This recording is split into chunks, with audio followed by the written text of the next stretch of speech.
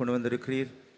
இந்த நாளிலே பரிசுத்த ஆவியானவர் எங்கள் மத்தியிலே அசைவாடு கிரியை செய்து உடைய பிள்ளைகள் ஒவ்வொருவரையும் பலப்படுத்தி உயிர்ப்பித்து கழுவி உற்சாகப்படுத்தி ஆண்டவர் இந்த வாழ்க்கையினுடைய போராட்டத்தின் பகுதியிலே எவனமாக ஞானமாய் வெற்றி கொள்ள வேண்டும் என்ற பகுதிக்குள்ளே இன்னும் எங்களை ஆழமாய் கொண்டு போய் பரிசுத்த ஆவியானவரை உமக்குள்ளே எங்களை ஆழமாய் கொண்டு போய் எங்களை ஆசீர்வதிக்க போகிற தயவுக்காய் எம்மை துதிக்கிறோம்.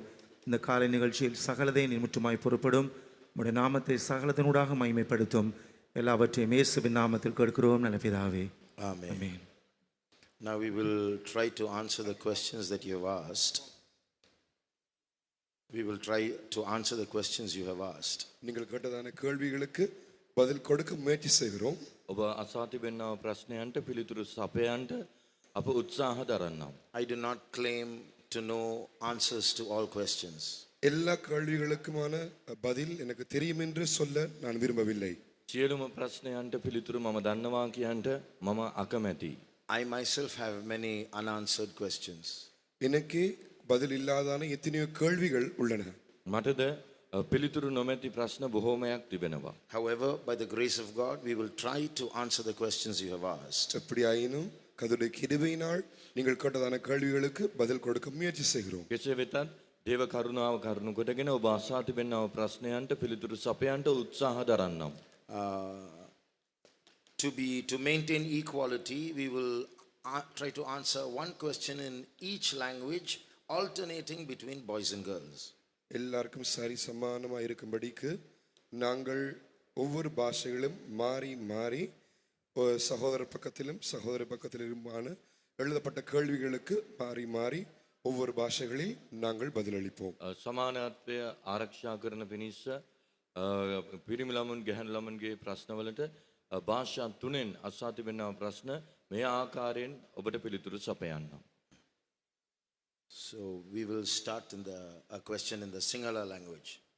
சிங்கள பாஷையில் ஒரு கேள்வி ஆரம்பிப்போம். පව් කරන පිණිස සිතුවිලි පැමිණෙන විට එය නැති කරගන්නේ කෙසේද? பாவம் செய்யும்படியாய் தூண்டுகிற சிந்தனைகள் எழும்பும் பொழுது அதை இல்லாமல் பண்ணுவதற்கு என்ன செய்வது? To overcome thoughts that provoke or instigate sin, what should I do? பாவம் செய்ய தூண்டுகிறதான அப்படிப்பட்ட சிந்தனை யோசனைகள் வரும் பொழுது அவற்றை மேற்கொள்ளும்படியாய் நான் என்ன செய்ய வேண்டும்? පව් කරන පිණිස සිතුවිලි වලින් පොළඹවනු ලබන විට මා කරන්නේ කුමක්ද? I'll give you the answer for this in the evening message. இந்த கேள்விக்கான பதிலை பின்னேரம் தூதில் நான் உங்களுக்கு சொல்லி தருகிறேன். මේ ප්‍රශ්නයට පිළිතුර සන්ධ්‍යා පණිවිඩයේදී ඔබට ලබා දෙන්නම්. Okay, next question in Tamil. அடுத்த கேள்வி தமிழில்.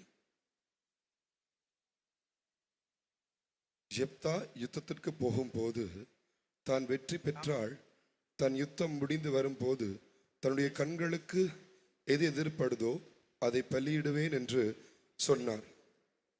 அவருடைய கண்களுக்கு முன்பாக வந்தது அவருடைய குமாரத்தி. ஆனால் அவள் 2 மாதம் துக்கம் கொண்டாட அனுமதி பெற்று போயிட்டு வந்தாள். அவர் பலியிட்டார். ஆனால் பழைய ஏற்பாட்டில் மனுஷர் பலியிடக்கூடாது என்று பிரமாணம் உண்டு. ஜெப்தா தன் குமாரத்தியை பலியிட்டாரா இல்லையா?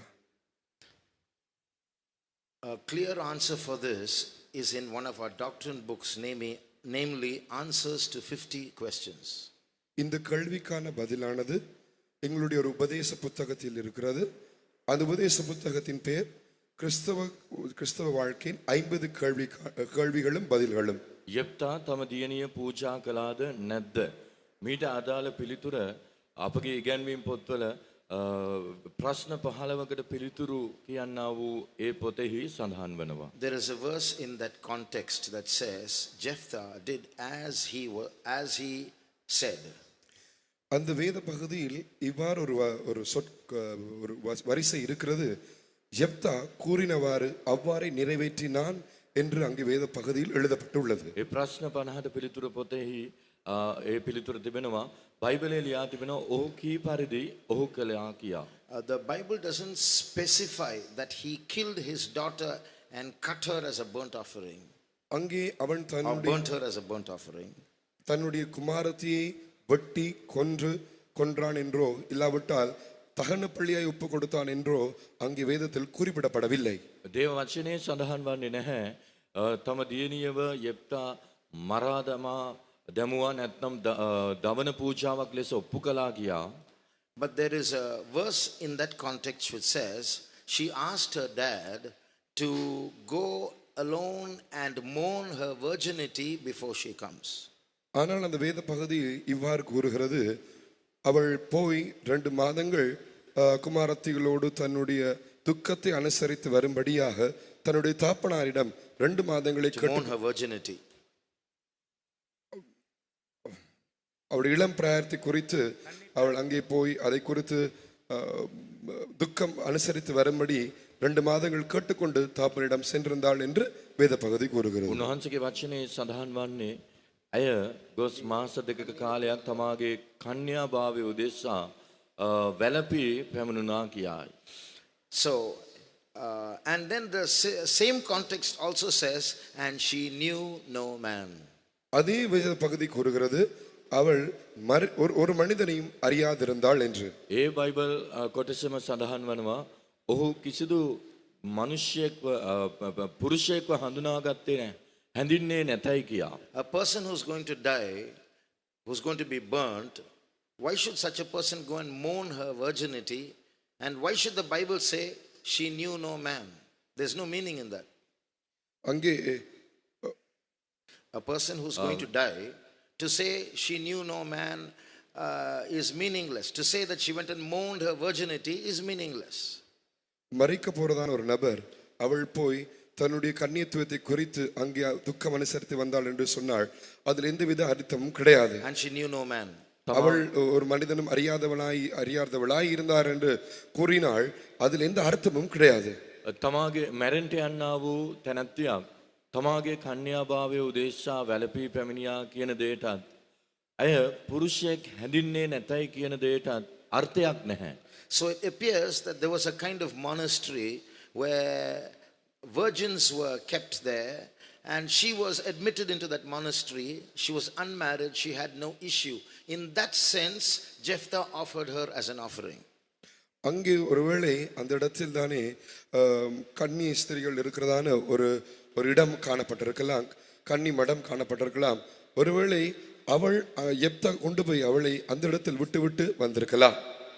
කන්‍යාවන් රැකවල් කරන ගයක් තිබෙන්ට ඇති එම ස්ථානයේ ඒ අර්ථයෙන් යුක්තව මෑව යෙප්තා එහි යවන්ට ඇති. So although he thought some animal will come first for him to see and he will offer it as a burnt offering, because what came was a human being, his own daughter, he did not do a burnt offering, but he converted it into another offering. That is, she won't get married, I won't have any issue, I won't have a generation, I will hand her over to the virgins monastery.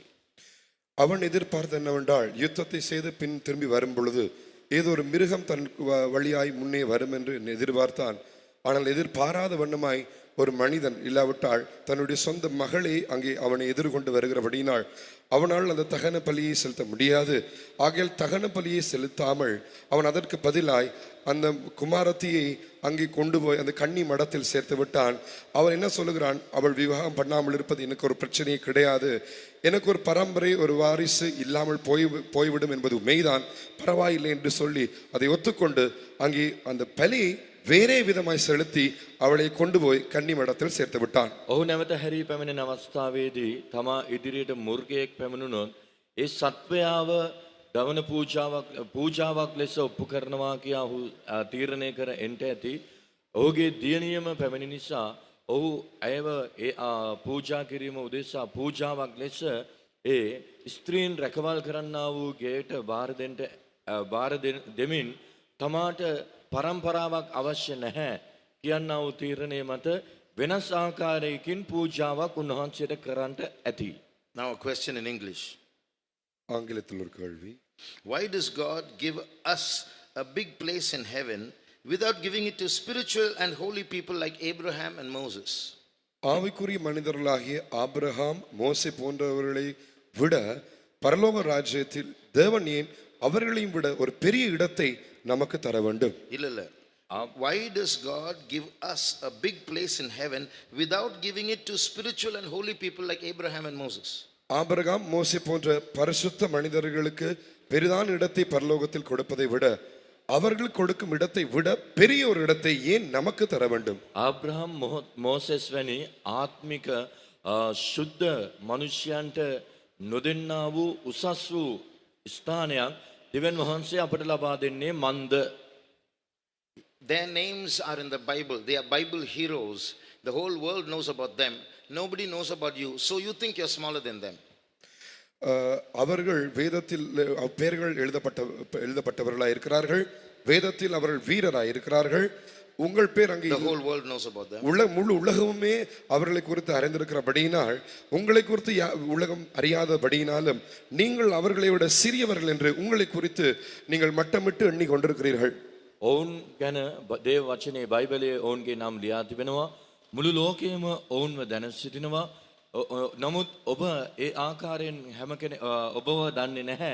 ඒ නිසා ඔබ සිතනවා ඔවුන්ට වඩා ඔබ කුඩාය කියා.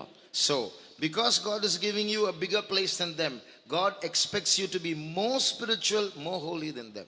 அவர்களை விட ஒரு பெரிய இடத்தை உன்னதமான இடத்தை தேவன் உங்களுக்கு கொடுக்கிறபடியினால் நீங்கள் அவர்களை விட அதிக ஆவிக்குரியவர்களாய் அதிக பரிசுத்தவான்களாய் காணப்பட வேண்டும் என்றே தேவன் உங்களிடம் எதிர்பார்க்கிறார். ඔවුන්ට වඩා උසස් ස්ථානයක් උන්වහන්සේ ඔබට ලබා දෙන බැවින් ඔවුන්ට වඩා ඔබ ආත්මිකව සහ ශුද්ධව සිටිය යුතුයි කියා දෙවියන් වහන්සේ ඔබගෙන් බලාපොරොත්තු වනසේක. Your call is greater than the call of Abraham and Moses. மோசே ஆபிரகாம் போன்றவருடைய அழைப்பை விட உங்களுடைய அழைப்பு பெரிது உன்னதமானது. මෝසෙස් සහ ආබ්‍රහම්ගේ කැඳවීමට වඩා ඔබගේ කැඳවීම ඉතා උතුම් එකකි. If you live up to your call, your reward is greater than that of Abraham and Moses. If you don't live up to your call, your punishment is also great. நீங்கள் மோசே ஆபிரகாமை போன்றவர்களை விட உங்கள் அழைப்புக்கு ஏற்ற விதத்தில் நீங்கள் அந்த தக்கதான ஒரு வாழ்க்கை வாழ்வீர்கள் என்றால் மோசே ஆபிரகாமுக்கு கொடுக்கப்படும் பிரதிபலனை விட பெரிதான பிரதிபலன் உங்களுக்கு கொடுக்கப்படும். அதே சமயத்தில் உங்கள் அழைப்புக்கு ஏற்ற விதத்தில் நீங்கள் ஜீவிக்காமல் போகும் பட்சத்தில் அதிக ஆக்கினை அடைவீர்கள். ඔබගේ කැඳවීමට ඔබින ලෙස ඔබ ජීවත් වන්නෙහි නම් ආබ්‍රහම් මෝසෙස් වැන්නන්ට වඩා උසස් වූ ස්ථානයක් ඔබට ලැබෙන්නා සේම ඔබගේ කැඳවීමට ඔබින ලෙස සුදුසු ලෙස ඔබ ජීවත් නොවුනොත් ඊට වඩා භයානක දඬුවමක් ඔබට හිමි වනවා. So, based on your call, though Abraham and Moses are more popular than you, your call is greater than that of Abraham and Moses. உங்களை விட ஆபிரகாம் மோசே போன்றவர்கள் அதிக பிரபலமானவர்கள் பிரசித்தி பெற்றவர்களாய் இருந்தாலும் உங்களுடைய அழைப்பு அவர்களுடைய அழைப்பை விட உன்னதமான மேன்மையானதாய் இருக்கிறது. ඔබට වඩා මෝසෙස් ආබ්‍රහම් වැන්නන් ප්‍රසිද්ධියට පත් අයව සිටියත් ඔවුන්ගේ කැඳවීමට වඩා ඔබගේ කැඳවීම උතුම් උසස් වූ එකක්ව තිබෙනවා. So God expects you to be more spiritual and more holy than them. ஆகையால் அவர்களை விட அதிகமாய் ஆவிக்குரியவர்களாய் அதிகமாய் பரிசுத்தவான்களாய் நீங்கள் வாழ வேண்டும் என்று தேவன் உங்களிடம் எதிர்பார்க்கிறார். ඒ නිසා ඔවුන්ට වඩා අධික ලෙස ශුද්ධවත් අධිකව ආත්මිකවත් ජීවත් විය යුතුයි කියා දෙවියන් වහන්සේ ඔබගෙන් බලාපොරොත්තු වනවා. Sinhala question. ඇතමුන් දේව අභිමුඛයට පැමිණෙන විට ආත්මෙන් හොඳින්ම පිරෙනවා. නමුත් ඔවුන්ගේ පිටත ජීවිතයේ දෙස බලන කල පාපිෂ්ඨ දේවල් කරමින් පසුවනවා. මේ සිදුවන්නේ කෙසේද? சிலரை கவனித்து பார்க்கும் பொழுது அவர்கள் தேவ சமூகத்துக்கு வரும் பொழுது நன்றாய் ஆவியில் நிரப்பப்படுவார்கள். ஆனால் வெளியே அவர்கள் வாழ்க்கை கவனித்து பார்க்கும் பொழுது அதிகமான மோசமான பாவகரமான வாழ்க்கையாக இருக்கிறது. இது இவ்வாறு இருப்பது எப்படி? There are some who come to the meetings and get filled in the spirit well, but when they go outside, their lives are controversial. How is this possible? So, the answer is this: Jesus is the friend of sinners. அதற்கு பதிலானது இயேசு கிறிஸ்து பாவிகளுடைய நண்பராய் இருக்கிறார். මීට පිළිතුර යේසුස් වහන්සේ පව්කාරයන්ගේ මිත්‍රයාව සිටිනවා. The weaker you are, the more Jesus loves you and the more he wants to fill you. நீங்கள் எவ்வளவுக்கு அதிகமாய் பலவீனராக இருக்கிறீர்களோ அவ்வளவுக்கு அதிகமாய் அவர் உங்களை நேசிக்கிறார். அவர்கள் உங்களை அதிகமாய் நிரப்ப விரும்புகிறார். ඔබ කොපමණ දුර්වලව සිටිනවාද එපමණ උන්වහන්සේ ඔබට ප්‍රේම කරනවා. ඔබව ඒ නිසා වඩ වඩා පුරවන්ට උන්වහන්සේ කැමති වෙනවා. Because he loves each one of us. Where sin abounds, grace abounds. அவர் எங்கள் ஒவ்வொருவரையும் நேசிக்கிறபடியினால் பாவம் எங்கே பெருகிறதோ அங்கே கிருபையும் பெருகிறதாய் இருக்கிறது. උන්වහන්සේ ඔබට බොහෝසේ ප්‍රේම කරන නිසා පාපය බහුල වූ තැන අනුග්‍රහය අධික වෙනවා. It does not mean that they are acting. Here they come and get filled in the Spirit. Filling in the Spirit is not something we do. It's something that God gives. அதன் அர்த்தம் ஏதோ அவர்கள் இங்கே நடிக்கிறார்கள் என்றல்ல. இங்கே வரும் பொழுது அவர்கள் நன்றாய் ஆவியில் நிரப்பப்படுகிறார்கள். அது நாங்களாய் நிறைகின்றதான ஒரு காரியம் அல்ல, செய்கிற ஒரு காரியம் அல்ல. அது தேவன் நம்மை நிரப்புகிற ஒரு அனுபவமாய் இருக்கிறது. ඔවුන් රඟපානවා කියා නොවේ. දෙවියන් ආත්මයෙන් පූර්ණ කිරීම දෙවියන් වහන්සේ තමයි ඒ දේ සිදු කරන්නේ. දෙවියන් වහන්සේ ඔවුන්ව ස්වකීය බලයෙන් පුරවනවා. So though their lives are controversial, the Spirit of God is striving with them. அவருடைய வாழ்க்கை விபரீதமாய் எதிர்மாறாய் இருந்தாலும் கூட பரிசுத்த ஆவியானவர் அவர்களோடு போராடி கொண்டிருக்கின்றார். ඔවුන්ගේ ජීවිතය මේ සභාව තුළ සහ පිටත සම්පූර්ණයෙන්ම ප්‍රතිවිරුද්ධ එකක්ව දකින්න ලැබුවත් ආත්මයන් වහන්සේ උන්වහන්සේ සමග පොරබදනවා. So don't look at their lives as though they are hypocrites. See how God loves them despite their controversial living. அவர்கள் ஏதோ மாயமாளர்களை போன்று அவர்களை நோக்கி பார்க்க வேண்டாம். அவர்கள் அவ்வளவு பாரதூரமான பாவிகளாய் இருந்தாலும் கூட தேவன் அவர்கள் இவ்வளவுக்கு அதிகமாய் நேசிக்கிறார் என்று அந்த கோணத்தில் பாருங்கள். ඔවුන් දෙස වංචාකාරයන් කියා බලන්ට එපා. ඔවුන් කෙරෙහි උන්වහන්සේගේ අධික වූ ප්‍රේමයේ දෙස බලන්න. But if they do not cooperate with the Holy Spirit and continue living that life, rebelling against the Holy Spirit despite his striving with them, they have to face the consequences. They will be beaten with many stripes, the Bible says. அவர்கள் பரிசுத்த ஆவியானவருக்கு ஒத்துழைத்து பரிசுத்த ஆவியானவரோடு இணங்கி அதற்கேற்ற விதத்தில் இணங்கி போகவிட்டால் அவர்கள் அதற்கு முகம் கொடுக்க வேண்டிய விபரீதங்கள் பிரதி விளைவுகள் அது மோசமாக இருக்கும். அவர்கள் அதிக அடிகளால் அடிக்கப்படுவார்கள் என்று வேதம் கூறுகிறது. ඔවුන් ශුද්ධාත්මයන් වහන්සේගේ ක්‍රියාවට එකඟ වී තමාව බාර නොකොට අඛණ්ඩව දකිනු ලබනවා නම් ඔවුන්ට බොහෝ පහර දෙනු ලබන බව දේව වචනේ පවසනවා. So if you see a person who's living a controversial life coming here and getting filled in the Spirit, don't be critical about them. Intercede for them. இப்படிப்பட்ட ஒரு நபர் யாராவது இப்படி இரட்டையான வாழ்க்கை வாழுகிறவர்கள் ஒரு எதிர்மாறான வாழ்க்கை வாழுகிறவர்களை நீங்கள் காண்பீர்கள் என்றால் அவர்களை குற்றம் சாட்டி விமர்சனம் பண்ண போக வேண்டாம். அவர்களுக்காய் நீங்கள் விண்ணப்பம் பண்ணுங்கள், ஜெபியுங்கள். යමෙක් මේ ආකාරයෙන් දෙවිඩි ජීවිතයක් නැත්නම් ප්‍රතිවිරුද්ධ ජීවිතයන් ගත කරමින් සිටිනවා නම් ඔවුන්ව වරදට පත් කරමින් සිටින්න එපා. ඔවුන් ගැන මැදහත්කාරකම් කරන්න. எவ்வளவு ஜெபித்தாலும் சில அடிமைத்தனங்களில் இருந்து மீண்டு வர முடியவில்லை. அதற்கு என்ன காரணம்? அதற்காக நான் எப்படி ஜெபிக்க வேண்டும்? Good question. කොපමණ යාඥා කරත් සමහර වහල්කම් වලින් පිටතට පැමිණෙන්නට නොහැකිව තිබෙනවා. ඒ වයින් පිටතට පැමිණෙන්නේ කෙසේද? මේ උදෙසා මා කළ යුත්තේ කුමක්ද? There's a big answer, but I'll give you a small one. இதற்கு ஒரு பெரிய பதில் உண்டு, ஆனால் ஒரு சிறிய சுருக்கமான பதிலை தருகிறேன். මේට දීර්ඝ පිළිතුරක් තිබෙනවා. නමුත් මම කෙටි පිළිතුරක් ලබා දෙන්නම්. One reason we have some enslavement, or we are slaves to certain evils or secret sins in our lives, is our pride. நாங்கள் சில பொல்லாத காரியங்கள், தீய காரியங்கள் இவைகளுக்கு அடிமையாய் இருப்பதற்கு முக்கியமான ஒரு பிரதான காரணம் நம்முடைய பெருமையாய் இருக்கிறது. අප සමහර දේවලට වහල්ව ඇබ්බැහි වී සිටින්නට හේතුව කුමක්ද නම් අප තුල තිබෙනා වූ උඩඟුකම. Pride is so much part of us that sometimes we won't even know we are proud. இந்த பெருமை நாங்கள் பெருமையா இருக்கிறோம் என்று நாங்கள் அறியாத வண்ணமாய் அவ்வளவுக்கு அதிகமாய் இந்த பெருமை நம்முடைய வாழ்க்கையில் ஒரு பங்காய் ஒரு பாகமாய் மாறிவிடுகிறது. අප උඩඟුව සිටිනවා කියා නොදැනෙන තරමට මේ උඩඟුකම අපගේ ජීවිතේ කොටසක් අංශයක් බවට පත්වනවා. When you are proud, grace leaves you. When grace leaves you, you begin to fall. நீங்கள் பெருமையா இருக்கும் பொழுது கிருபை உங்களை விட்டு விலகி போய்விடுகிறது. கிருபை உங்களை விட்டு விலகி போகும் பொழுது நீங்கள் விழுகையை அனுபவிப்பீர்கள். ඔබ උඩඟුව සිටින විට කරුණාව ඔබගෙන් බැහැර වනවා. ඒ නිසා කරුණාව නොමැති නිසා ඔබ පාපයට වැටෙනවා. So God allows that enslavement to make you ugly in your own sight. நீங்கள் உங்கள் பார்வையிலே அவலட்சணமாய் உங்களை மாற்றி உங்களுக்கு காண்பிக்கும்படியாய் தேவன் அந்த அடிமைத்தனத்துக்கு உங்களை ஒப்பு கொடுப்பார். ඔබ ඒ උඩඟුකමට ඉඩදී ඔබගේ තත්ත්ව උඩඟුකමට ඉඩ දෙන නිසා ඔබගේ ජීවිතයේ තිබෙන්නා වූ ඒ කාලකන්ණි තත්ත්වය ඒ දුක්ඛිත තත්ත්වය ඔබටම හඳුනා ගැනීමට ඉඩ හැරීමට උන්වහන්සේ ඔබව යම් යම් වහල්කම් වලට බාර දෙනවා. So to come out of that imprisonment, you must humble yourself. அந்த சிறையிருப்பை விட்டு வெளியே வருவதற்காக நீங்கள் உங்களை தாழ்த்த வேண்டும். ඒ වහල් භාවයන්ගෙන් පිටතට පැමිණෙන්නට නම් ඔබ ඔබව යටහත් කරගත යුතුයි. Then you'll come back to that grace, you will stop sinning. நீங்கள் மறுபடியும் அந்த கிருபை நிலவரத்துக்கு வருவீர்கள். அதற்கு பிறகு பாவம் செய்ய மாட்டீர்கள். ඔබ නැවත වතාවක් ඒ කරුණාව යටතට පැමිණෙනවා. එවිට නැවත ඔබ පව් කරන්නේ නැහැ. You may say, I humbled myself, but it's not happening. நான் என்னை தாழ்த்தினேனே, அது அப்படி நடக்கவில்லையே என்று நீங்கள் கூறலாம்.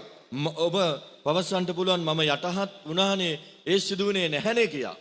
If you humble yourself and it's not happening, it means you don't know what humility is. You have not humbled yourself enough. God is, don't put your blame on God.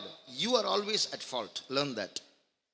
அப்படி செய்தும் இது இப்படி நடக்காவிட்டால் நீங்கள் இன்னும் தாழ்மை என்றால் என்னதென்று அறியாதவர்களாய் இருக்கிறீர்கள். இல்லாவிட்டால் நீங்கள் சரியாய் போதுமான அளவு உங்களை தாழ்த்தவில்லை. நீங்கள் ஒரு காலமும் குற்றத்தை தேவனின் மேல் போட வேண்டாம். எப்பொழுதும் நாங்கள் தான் தவறிழைக்கிறோம், நாங்கள் தான் தவறு இழைக்கிறவர்கள் என்ற அந்த மனப்பான்மை, அந்த மனநிலையை எப்போதும் நம்மோடு வைத்துக் கொள்ள வேண்டும். මම යටහත් වුණානේ නමුත් ඉන් මට මිදීම ලැබුණේ නැහැනේ කියා ඔබ පවසන්ට පුළුවන්. නමුත් ඔබ තවමත් හරියාකාරයෙන් ඔබගේ වරද තේරුම්ගෙන ඔබ යටත් විය යුතු තරමට යටත් වී නැහැ. එය ඔබ තේරුම් ගත යුතුයි. තව දෙයක් ඔබගේ මතකයේ රඳවා ගන්න. ඔබ දෙවියන් වහන්සේ මත වරද තබන්නට එපා. හැම විටම අපගේ පැත්තේ තමයි වැරද තිබෙන්නේ. උන්වහන්සේට කිසි විටකත් වරදින්නේ නැහැ. If you want to know how to humble yourself more, you know, when your heart is hard, you won't humble yourself enough. You'll just say sorry with your lips, a little humility will come. But God is not satisfied. He wants you to break. சரியாய் தாழ்மை என்னதென்று நீங்கள் அறியாதிருந்தால் நீங்கள் உங்களால் சரியாய் தாழ்த்த முடியாது. நீங்கள் தாழ்த்தினாலும் அது போதுமான அளவு நீங்கள் தாழ்த்த மாட்டீர்கள். தேவன் எதிர்பார்க்கும் நீங்கள் தாழ்மை என்றால் உங்கள் இருதயத்தை உடைத்து நொறுக்கி நீங்கள் தாழ்த்த வேண்டும் என்றே தேவன் எதிர்பார்ப்பார். ඔබගේ සිත දැඩිව තිබෙනවා නම් ඔබ යම් ටිකක් යටහත් වී ස්වාමිනේ සමාවෙන්ට කියා ඔබගේ මුඛයෙන් තොල් වලින් පවසන්නට පුළුවන්. නමුත් උන්වහන්සේ බලාපොරොත්තු වෙන්නේ ඒ දේ නොවේයි. ඔබගේ ගල් සිත මුළුමනින්ම කැඩී බිඳී යා යුතුයි. ඒ ආකාරයෙන් ඔබ යටහත් විය යුතුයි. If you don't know how to break, you don't know how to humble yourself even more, ask God. He will teach you. He will open your eyes to show you your ugliness, which you don't realize when your heart is hard. Then you will repent. நீங்கள் எவ்வளவு தூரம் கடின உடையவர்களாக இருக்கிறீர்கள், உங்களால் உங்களை தாழ்த்த முடியாததாக இருந்தால், உங்களால் உங்களை உடைந்த நிலவரத்தை கொண்டு வர முடியாமல் இருந்தால் நீங்கள் தேவனிடம் கேளுங்கள். அவர் உங்களுக்கு காண்பிப்பார். அவர் உங்களை தாழ்த்த உதவி செய்வார். உங்கள் இருதயம் நுறுங்க உதவி செய்வார். அவர் நீங்கள் எவ்வளவு அவலட்சணமாயிருக்கிறீர்கள் என்று உங்களுக்கு உங்கள் பெருமையை காண்பித்து கொடுப்பார். ඔබ යටහත් වෙන්න නොදැන සිටිනවා නම්, එසේනම් නොහැකිව සිටිනවා නම්, නැත්නම් ඔබගේ සිත කඩා ගන්නට නොදන්නවා නම් දෙවියන් වහන්සේට පවසන්න, ස්වාමිනේ මට මීට උදව් කරන්න කියා උන්වහන්සේ ඔබට උදව් කරනවාමයි, උන්වහන්සේ ඔබට උගන්වා දෙනවාමයි. එවිට ඔබගේ අවලක්ෂණ භාවය, ඔබගේ තත්ත්වය ඔබට මනසේ වැටහෙයි. The next question in English. Okay. In the Bible, it is written that girls shouldn't wear boys' dress. வேதத்தில் குறிப்பிடப்பட்டிருக்கிறது சகோதரிகள் சகோதரருடைய ஆடைகளை அணியக்கூடாது என்று. දේව වචනේ ලියා තිබෙනවා පුරුෂයන්ගේ ඇඳුම් ස්ත්‍රීන් නොඇඳිය යුතුයි කියා. Because of that reason, girls are not allowed to wear denim. இந்த காரணத்தை நிமித்தமாய் சகோதரிகள் டெனிம் அணிய அனுமதி கிடையாது. මේ නිසා සහෝදරියන්ට ඩෙනිම් කලිසම් ඇඳීමට අනුමැතිය නොමැත. But it is man who separated dresses. ஆனால் மனிதன்தான் இது ஆண்களுடைய ஆடைகள் பெண்களுடைய ஆடைகள் என்று அதை பிரித்திருக்கிறான். මනුෂ්‍යයා තමයි පුරුෂ ඇඳුම් ගැහැණු ඇඳුම් කියා වෙන් කර තිබෙන්නේ. For boys, denim. For girls, it should be a gown or skirt. Men did that separation. சகோதரமாருக்கு ஒரு களிசந்தான் ஆடையா இருக்க வேண்டும், சகோதரிமார்களுக்கு ஒரு පුරුෂයන් කලිසම් අඳින්න ඕනේ, ගැහැණු අය ගවුමක් නැත්නම් සායක් අඳින්න ඕනේ කියා மனுஷயா තමයි මේ දේවල් වෙන් කර තිබෙන්නේ. சகோதரிமார் சட்டை போன்றவைகள் அணிய வேண்டும் என்று மனிதன் தான் இவ்வாறு ஆண்கள் பெண்கள் என்று அந்த வஸ்திரங்களை பிரித்து வைத்திருக்கிறான். Okay. It is the same man who introduced girls' denim for girls. அதே மனிதன் தான் டெனிம் களிசங்களை சகோதரிகளுக்கென்று செய்து பிரித்து வைத்திருக்கிறார். ඒ මනුෂ්‍යයාම ස්ත්‍රීන් උදෙසා ඩෙනිම් කලිසම් නිර්මාණය කර හඳුන්වා දී තිබෙනවා. So why cannot girls wear denim which has been separated for them? ஆக இப்படி இருக்கும்போது சகோதரிமாருக்கென்று அங்கே ஆயத்தமாக்கப்பட்டிருக்கிற டெனிம் களிசங்களை ஏன் சகோதரிமார் அணியக்கூடாது? කාන්තා ඩෙනිම් කලිසම් ඇඳි ඒ එසේ තිබේ නම් කාන්තා ඩෙනිම් කලිසම් ඇඳීම වරදක් වන්නේ කෙසේද? You started your question by saying, in the Bible, it is written that girls should not wear boys' dress and boys should not wear girls' dress. Who wrote the Bible? It is God who wrote the Bible. இந்த கேள்வி ஆரம்பிக்கும் பொழுது நீங்கள் சொல்லியிருக்கிறீர்கள், ஆண்கள் வஸ்திரத்தை பெண்கள் உடுத்தக்கூடாது, பெண்கள் வஸ்திரத்தை ஆண்கள் உடுத்தக்கூடாது என்று. இந்த வேதத்தை யார் எழுதியிருக்கிறார்? தேவனே அதை எழுதியிருக்கிறார். ඔබ ප්‍රශ්නේ ආරම්භයේම මෙසේ ලියා තිබෙනවා, බයිබලයේ පවසා තිබෙනවා ස්ත්‍රීන්ගේ පුරුෂයන්ගේ ඇඳුම් ස්ත්‍රීන් නොඇඳිය යුතුයි කියා. බයිබලයේ ලිව්වේ කවුද? දෙවියන් වහන්සේ නේද? When God says boys should not wear girls' dress and girls should not wear boys' dress, and God is making a categorization there. He has something in his mind about boys' dress and girls' dress. That's why he's saying that.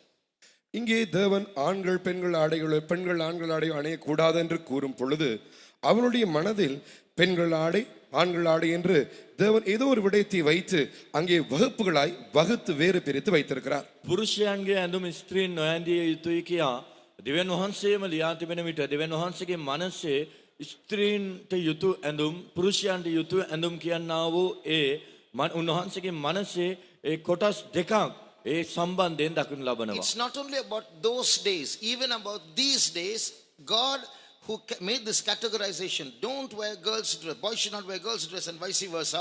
He has something in his mind even about today's dresses.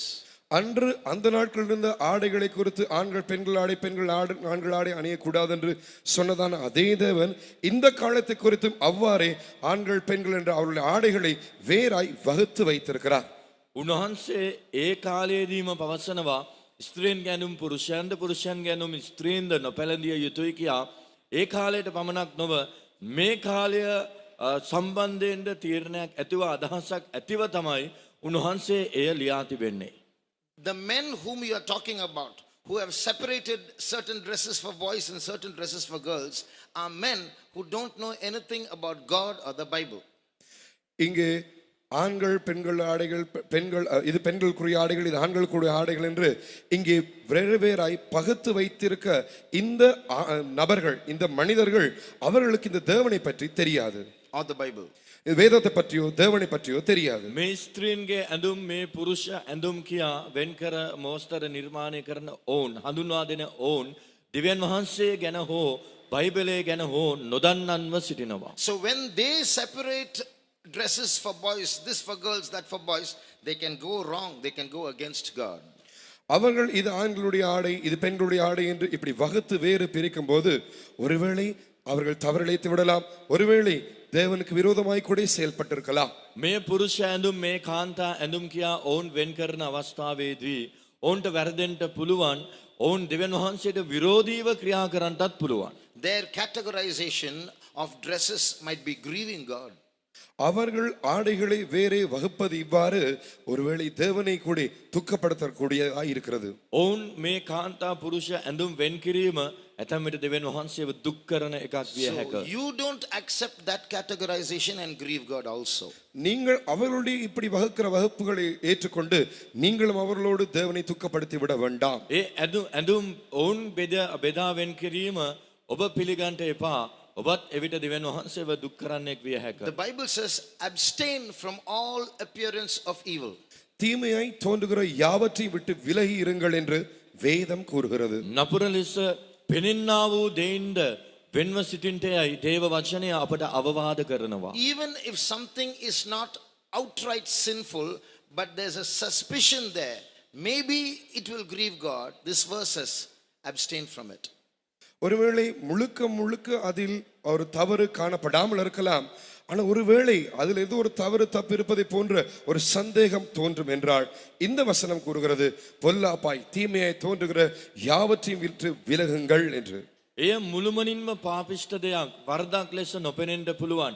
නමුත් ඔබට හැඟෙනවා නම් මෙහි යම්කිසි වරදක් නැත්නම් දෙවියන් වහන්සේව දුක් කරන දෙයක් තිබෙනවා කියා මේ පදයේ පවසන්නේ වරදක් පාපයක් ලෙස පෙනෙන දෙයකින් වුණත් අප වැළකී සිටිය යුතුයි කියායි. Secondly, I want to ask you a question. இரண்டாவதாய் உங்களிடம் ஒரு கேள்வி கேட்க விரும்புகிறேன். දෙවනුව මම ඔබගෙන් ප්‍රශ්නයක් අසන්ට කැමැති වෙනවා. Clothes, dresses are for covering nakedness and to keep you warm in cold season. இந்த வஸ்திரங்கள் உங்கள் நிர்வாணத்தை மூடுவதற்காகவும் குளிர்காலங்களில் உங்களுக்கு சூடுண்டாக்கி கொடுப்பதற்காகவும். මේ වස්ත්‍ර වනාහි ඔබගේ නග්නභාවයේ වසන පිණිසත් සීතල සමයේදී උණුසුම ශරීරයට ලබා දෙන පිණිසත් තිබෙනවා. So when you are a Christian and your conscience tells you this is okay to wear, why are you insisting on wearing denim for girls? நீங்கள் ஒரு கிறிஸ்தவனாய் இருந்து உங்கள் மனசாட்சி இதுதான் சரி என்று சொல்லும் பொழுது ஏன் சகோதரிமார் டெனிம் கலிசன்கள் உடுத்த வேண்டும் என்று விரும்புகிறீர்கள்? ඔබ කිතුනුවෙකුව සිටියදී ඔබගේ හෘද සාක්ෂිය ඔබට පවසන අවස්ථාවේදී ඇයි ඔබ ඩෙනිම් කලිසම්ම අඳින්න ඕනේ කියා පොළඹවනු ලබන්නේ? The Bible says, love not the world, neither the things that are in the world. வேதம் கூறுகிறது, உலகத்திலோ உலகத்தில் உள்ளவைகளிலோ அன்பு கூறாதிருங்கள். දේව වචනය පවසන්නේ ලෝකයටත් එහි ඇති දේවලටත් ප්‍රේම නොකරන ලෙසයි. You can wear dresses, but you should not love dresses. நீங்கள் ஆடைகளை வஸ்திரங்களை அணியலாம், ஆனால் வஸ்திரங்களை நேசித்து அன்பு கூறக்கூடாது. ඔබට ඇඳුම් පැළඳිය හැක, නමුත් ඒවාට ඔබ ප්‍රේම නොකළ යුතුයි. So don't love denim, then you will not want to wear denim. நீங்கள் டெனிமை நேசித்து அன்பு கூற வேண்டாம், அப்பொழுது நீங்கள் டெனிமை அணிய விரும்ப மாட்டீர்கள். ඔබ ඩෙනිම් කලිසමට ප්‍රේම කරන්නට එපා. එවිට එය අඳින්නටත් ඔබට හිතෙන්නේ නැහැ. I need something to cover my nakedness, that's all. என்னுடைய நிர்வாணத்தை மூடுவதற்கு ஏதோ ஒரு வஸ்திரம் வேண்டும், அவ்வளவுதான். මාගේ නිර්වස්ත්‍රභාවය නග්නභාවය වැසීමට ඇඳුමක් අවශ්‍යයි. එපමණයි. Remember, Jesus is your husband. It's not about pleasing yourself, you must please him. ஞாபகம் வைத்துக் கொள்ளுங்கள், இயேசு உங்கள் நாயகன், உங்கள் புருஷனாய் இருக்கிறார். நீங்கள் உங்களை பிரியப்படுத்துவதல்ல, அவரையே பிரியப்படுத்த வேண்டிய அவசியம் உண்டு. ඔබගේ සිහියේ තබා ගන්න යේසුස් වහන්සේ ඔබගේ ස්වාමි පුරුෂයාව සිටිනවා. ඒ නිසා ඔබ ඔබව නොවේ, උන්වහන්සේව ප්‍රසන්න කළ යුතුයි. Next, Singala.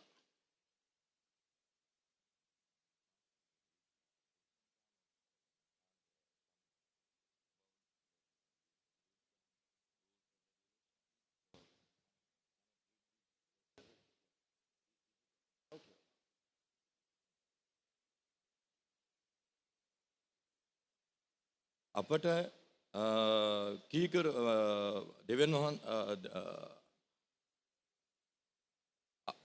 වහන්සේ දේව සේවකයන් ප්‍රේමයක් නොමැතිව පක්ෂපාතීව හැසිරෙන්නේ ඇයි? මෙයින් අප බොහෝ අපහසුතාවයට පත්වෙනවා. අප සභාවෙන් ඈත්වීමට ප්‍රධාන හේතුව මෙයයි. ஊழியர்கள் பட்சபாதமாய் நடப்பது ஏன்? இது நிமித்தம் நாங்கள் தேவனை விட்டு தூரமாய் போய்விடுகிறோம், விசுவாசம் விட்டு பின்வாகி போய்விடுகிறோம்.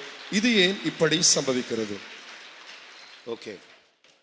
Human beings can make wrong judgments. மனிதர்கள் அவர்கள் தவறான தீர்மானங்களை எடுக்கலாம். මනුෂ්‍යයන් වැරදි තීරණ ගන්නට පුළුවන්. Why don't you ask God the Father this question? ஏன் நீங்கள் பிதாவாகிய தேவனிடத்தில் இந்த கேள்வியை கேட்கக்கூடாது? ඇයි පියවූ දෙවියන් වහන්සේගෙන් ඔබට මේ ප්‍රශ්නය අසන්නට නොහැකි? Heavenly Father, why did you not punish mankind? Why did you punish your son instead of punishing mankind? Is that not partiality? Ask God the Father. பிதாவாகிய தேவனே, நீர் மனித குலத்தை அல்லவா நீர் தண்டித்திருக்க வேண்டும். அதற்கு பதிலாக ஏன் உன்னுடைய குமாரனாகிய இயேசு கிறிஸ்துவை தண்டித்தீர்? நீர் பட்சபாதம் செய்தீர் அல்லவா? ஏன் இப்படி பட்சபாதமாய் நடந்தீர் என்று அவரை கேளுங்கள். என்று நீங்கள் அவரிடம் கேளுங்கள். උන්වහන්සේගෙන් අසන්න ඔබ මනුෂ්‍ය සංහතියට නොවේද ඔවුන්ගේ වරද උදෙසා දඬුවම් කළ යුතුව තිබුණේ? ඇයි ඔබ ඔබගේ පුත්‍රයාණන්ටම ඒ දඬුවම පැමිණෙව්වේ කියා ඔබ අසාධාරණයිනේ පක්ෂපාතීනේ කියා අසන්න. Remember, today you are alive because God the Father was partial to you and punished his son for your sake. ஒன்றை ஞாபகம் வைத்துக் கொள்ளுங்கள். பிதாவாகிய தேவன் உங்கள் பேரில் பட்சபாதமாய் இருந்து அவர் தன்னுடைய குமாரனை தண்டித்தபடியினால் இன்று நீங்கள் ஜீவனோடு உயிரோடு இங்கே இருக்கிறீர்கள். ඔබගේ සිහියේ මේ දේ තබා ගන්න. එදින උන්වහන්සේ ඔබ කෙරෙහි පක්ෂපාතීව තම පුත්‍රයා කෙරෙහි දඬුවම පැමිණෙව් බැවින් අද ඔබ ජීවත්ව සිටිනවා. நீங்கள் எந்த அளவினால் அளக்கிறீர்களோ அதே அளவினால் அளக்கப்படுவீர்கள். With the same measure you'll measure, it will measure back to you. ඔබ කුමන මින්මකින් මැනදෙනවාද ඒ මින්මෙන්ම ඔබට මැනදෙනු ලබනවා. இந்த பூமியிலே பட்சபாதமே இருக்கக்கூடாது, எல்லாரும் சரியாக நியாயமாக தீர்ப்பு செய்ய வேண்டும் சொல்ல வேண்டும் என்று நீ சொன்னால் அதே அளவினால் நீயும் அளக்கப்படுவாய். அப்பொழுது கிருபை இழக்க வேண்டி வரும், பரலோகத்தையும் இழக்க வேண்டி வரும். ஏனென்றால் ஆண்டவர் உனக்கு பட்சபாதமாக இருந்தார். If you insist that there should be no partiality, injustice on this earth, then with the same measurement you'll be measured, you'll be judged. At that time you will lose your grace and you will lose heaven. ඔබගේ මේ මින්මෙන් ඔබ දෙවියන් වහන්සේගේ පක්ෂපාතීත්වය මනිනවා නම් ඒ මින්මෙන්ම ඔබට මැනදෙනු ලබනවා. ඒ එසේ වන්නේහි නම් ඔබට ස්වර්ග රාජ්‍ය හිමි වන්නේ නැහැ. ඔබට හිමි විය යුත්තේ නිරයයි. Now another answer. இதற்கு இன்னும் ஒரு பதில். මීට තවත් පිළිතුරක්. If a servant of God is partial to somebody and offensive and unjust to you, we are just hearing about wisdom in war. That's your war. Handle it well. Don't be offensive and leave the church. That's unwise in war. ஒரு தேவனுடைய ஊழியன் உங்கள் விஷயத்தில் பட்சபாதமாய் இருந்து உங்களுக்கு எதிர்மாறாய் உங்களுக்கு விரோதமாய் செயல்படுவார் என்றால் அதேதான் இந்த நாட்களில் நாங்கள் கற்று வருகிறோம். இது உங்கள் யுத்தமாய் இருக்கிறது. ஆகையால் ஞானத்தோடு இந்த யுத்தத்தை நீங்கள் கையாண்டு நீங்கள் செய்யுங்கள். நீங்கள் அதற்கு பதிலாய் சபையை விட்டு தூரமாய் போய்விட வேண்டிய எந்த அவசியமும் கிடையாது. That's being unwise in war.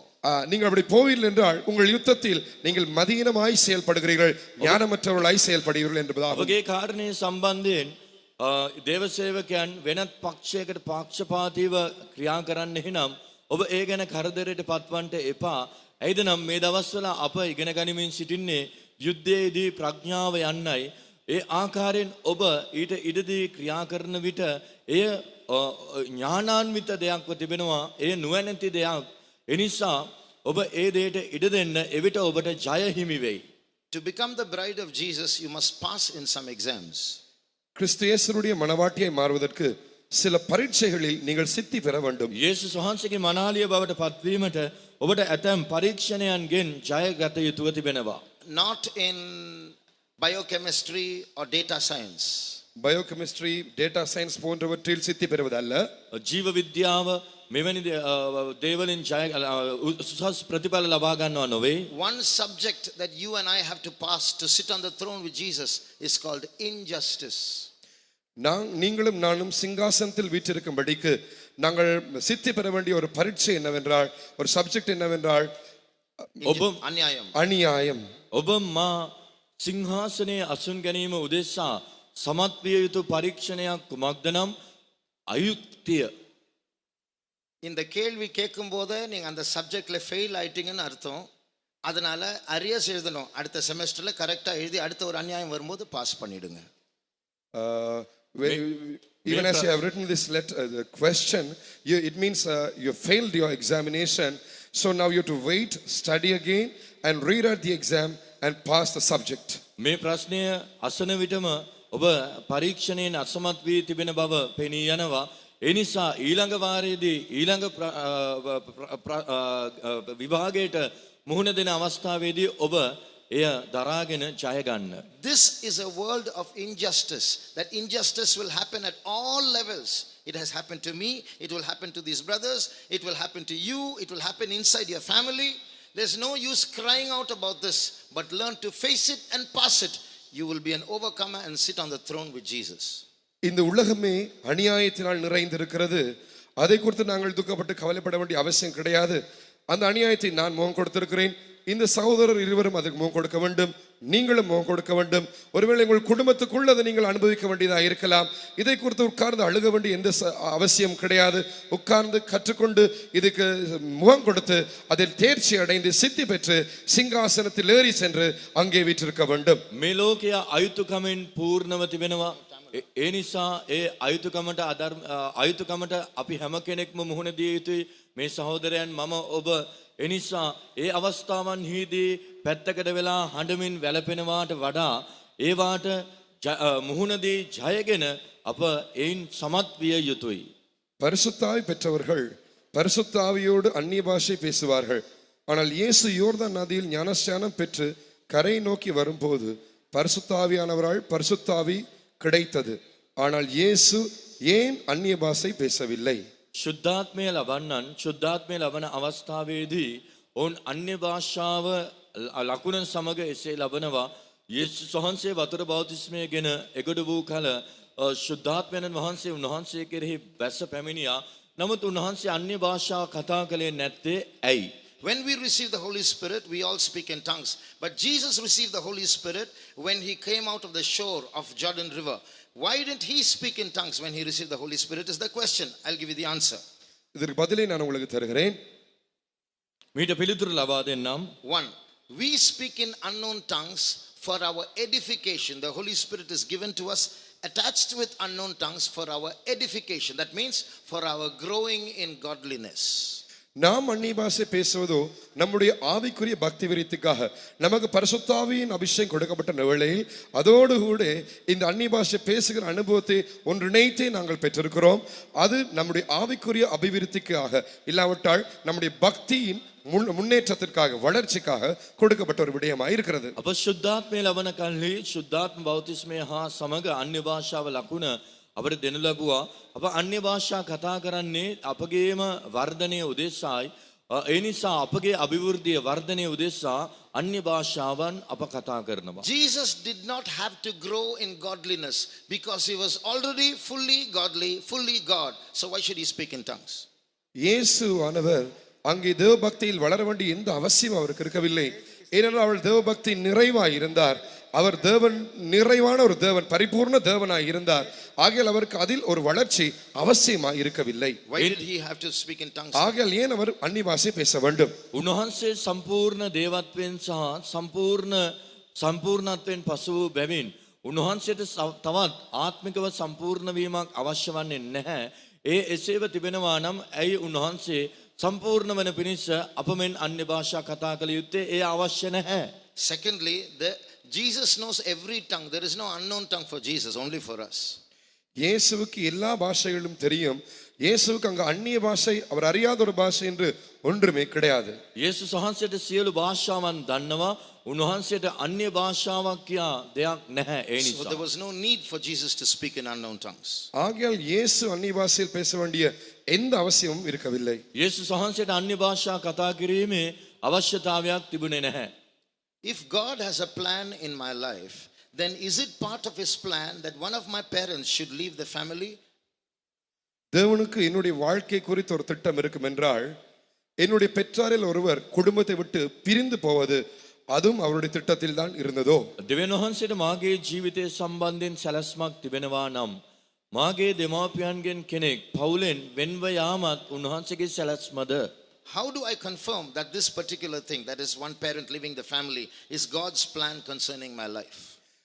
என்னுடைய பெற்றோரில் ஒருவர் என்னுடைய வாழ்க்கையை விட்டு பிரிந்து போவது தேவனுடைய திட்டத்தில் இருந்த ஒன்றுதான் என்பதை குறித்து எவ்வாறு நான் உறுதிப்படுத்திக் கொள்வது? මාගේ දෙමාපියන්ගෙන් කෙනෙක් පවුලෙන් වෙන්වී ගියා. මෙය දෙවියන් වහන්සේගේ සැලැස්මේ කොටසක් කියා මම ස්ථිර කරගන්නේ කෙසේද? நல்லா கவனிங்க. Listen carefully. හොඳින් ඇහුම්කන් දෙන්න. There's a wrong conception amongst us about God's will. தேவனுடைய சித்தத்தை குறித்து பிள்ளையான ஒரு அபிப்பிராயம் நம்ம மத்தியில் இருக்கிறது. දෙවියන් වහන්සේගේ කැමැත්ත ගැන වැරදි මතයක් අප මැද්දේ තිබෙනවා. I've heard many believers say, எப்படியும் தேவ சித்தம் தானே நடக்க போகுது. I have heard many say like that. After all, only the will of God is going to take place, isn't it?